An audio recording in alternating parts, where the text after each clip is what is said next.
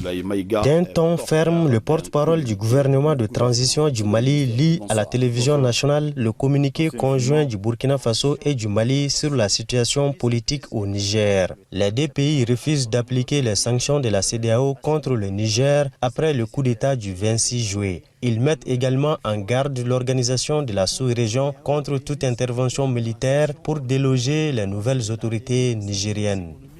3. Refuse d'appliquer ces sanctions illégales, illégitimes et inhumaines contre le peuple et les autorités nigériennes. 4. Avertissent que toute intervention militaire contre le Niger s'assimilerait à une déclaration de guerre contre le Burkina Faso et le Mali.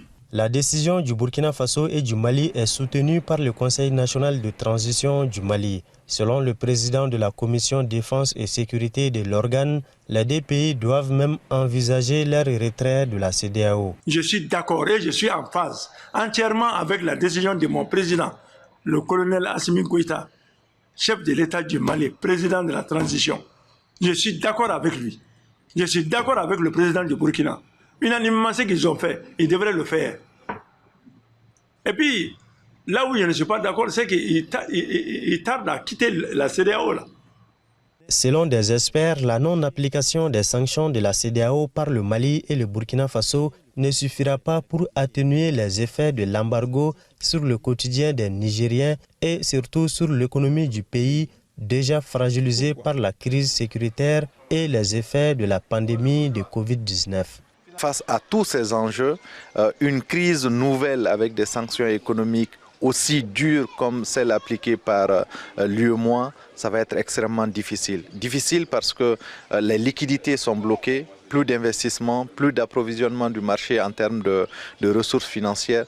Maintenant, on va dire qu'il y a la possibilité toujours de passer par les pays qui refusent d'appliquer ces sanctions, comme le Mali ou comme la Guinée.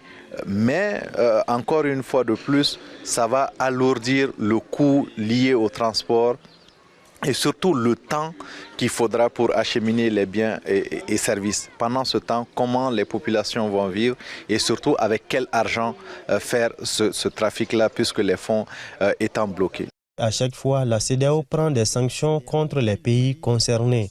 Des sanctions qui, selon ces chercheurs, renforcent la légitimité des auteurs des coups d'État aux yeux des populations. Les effets escomptés ne sont jamais obtenus lorsque ces sanctions sont infligées et en général perçues par les communautés comme injustes, perçues par les communautés comme des sanctions qui seraient infligées sous l'emprise des puissances occidentales.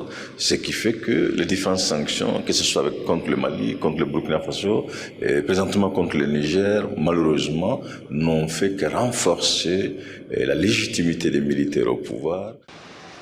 Le Burkina Faso et le Mali ne sont pas les seuls à rejeter les sanctions de la CEDEAO contre le Niger. Le gouvernement de transition de la Guinée se désolidarise également. Mais la CEDEAO tient à ce que les militaires rendent le pouvoir à Mohamed Bazoum. C'est pourquoi le dimanche dernier, les chefs d'État de l'organisation sous-régionale ont donné un ultimatum d'une semaine à la junte nigérienne pour quitter le pouvoir. Maliki Diallo, Bamako pour CGTN français.